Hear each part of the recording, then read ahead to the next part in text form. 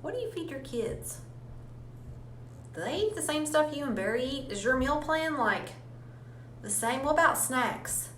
What's the rule? What if your kids refuse to eat dinner? Those are some of the things that I have been asked lately that I'd like to cover today. Just because I have gotten so many questions, I thought I would just address them all in one video. So here we go. By the end of this video, you'll know kind of what our stance is, but not so that you can implement the same exact rules or method in your house, but so that it will give you a springboard and a way to decide, well, what is the right eating habits for our family or rules surrounding dinner? So we are a mostly whole foods family. We do live by a 80-20 lifestyle. So we do have pizza on birthdays and go out and eat here and there.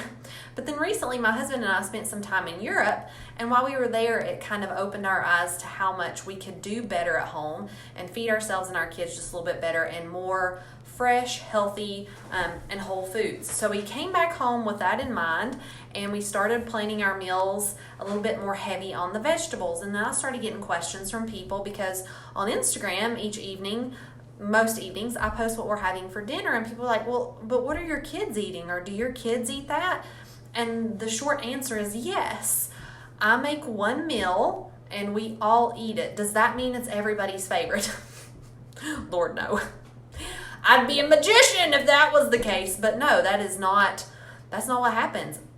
4 people may love it and 2 people are like, meh. And when you have 6 people, getting all 6 people to really love a meal can sometimes be hard. And it's my goal as a parent, and I've set out since my first child was born, Annie, who's now almost 11, to teach them to eat a wide variety of foods. Because I was always afraid if I catered to just making what they said they wanted to eat, that they'd be 35 and only eating hot dogs and macaroni, which isn't something that I wanted them to have to deal with through their life or their future spouse or then their kids to see them. So it has been my goal to make sure that they are used to eating a wide variety of fruits and vegetables and meats and other types of meals, even if they're not their favorite. Because even as an adult, every meal is not my favorite, but if I'm hungry and I'm trying to nourish my body, I'm very happy to eat it. Also, if you hear some crashing in the background, my husband is filling the wood box, so do not be alarmed.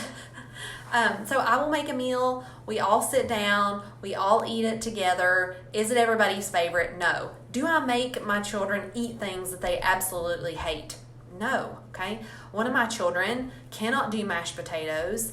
If they are even in his mouth, I know he's going to vomit because it's the texture, it's an issue for him, and he's going to throw them up. So I do not make my 7-year-old who's going to throw up from eating mashed potatoes eat mashed potatoes. So I just make sure that everybody has at least one thing on their plate that they really love. And my goal is to have a main course and then 2 sides, and then sometimes also a fruit to go with it. So I always aim for the rule of 3s on the plate. And sometimes that means it's the rule of 3s inside of a bowl, because if we have bowls or soup or something like that. But that's just a general guideline that I use for myself. It's not a hard and fast rule, and I don't follow it every day. So we have the 3-bite rule in the Myers house. That means if it is served to you, you cannot say that you don't like it. They still say that, for the record. They just have to be reminded.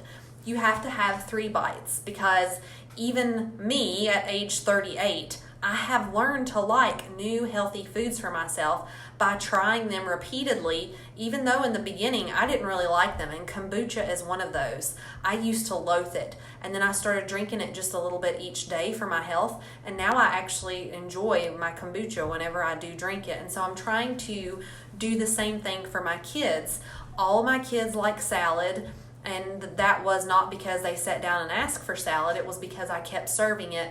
They kept having to take the 3-bite rule, and then eventually they're like, oh, hey, actually, I really like this. Thanks, Mom. And so that's our rule. So what happens if we sit down and a child refuses to eat dinner? Has that happened here? Yes, they're children. It happens. It's a thing. It's a thing. They do not have to eat, but if they want to get up, they have to have the 3-bite rule. It's usually at dinner that's the problem. If they don't want to eat, they can sit in front of their plate until it's time to go to bed. Do I have some children who sit in front of their plate until it's time for bed? Absolutely. They are children. That is their nature. Sometimes they will not cave, and that's okay. We start over again the next day. But for us, the 3-bite rule and just getting them to try different foods and take at least 3 bites has been a game changer for us, teaching them to like different things. So what happens as far as snack goes? I used to keep a snack basket, and after they ate their meals, if they were hungry before the next meal, they were able to go to the snack basket and get a snack. We are not instituting the snack basket right now because we're focusing more on fresh fruits and vegetables. And so whenever they get hungry, they just come to me and I give them a nice healthy snack. But in order to get their nice healthy snack, they had to have completed the meal before. So let's say at lunch, they only ate half of their sandwich, and an hour and a half later they come to me and they're like, I'm so hungry, I'm dying. I'm like, well, it's because you didn't eat your sandwich. So I usually save it. So if they have something left from a meal, something from breakfast or lunch, I save it so that later when they come back and they tell me they're hungry, they have something to eat. But if they eat their entire meal and they come to me later and they're hungry before the next meal, then absolutely they have a snack. But I'm always saving a meal because we went through a phase where I would serve a meal that they didn't like and they would hold out for snack time because they knew if they held out for snack time, that would hold them out until the next meal. So now it is, if you're not hungry, that's fine. You don't have to eat it. It is right here for you. And whenever you do get hungry, you can come and eat it. I will rewarm it for you if necessary. I will cover it up so that the bread won't get hard, and you just come back to me when you're hungry. And that has worked really well here. Does that mean it will work for everybody? No. You have to find the method of eating and the rules. I say rules because I don't like to put rules around food. It makes me uncomfortable.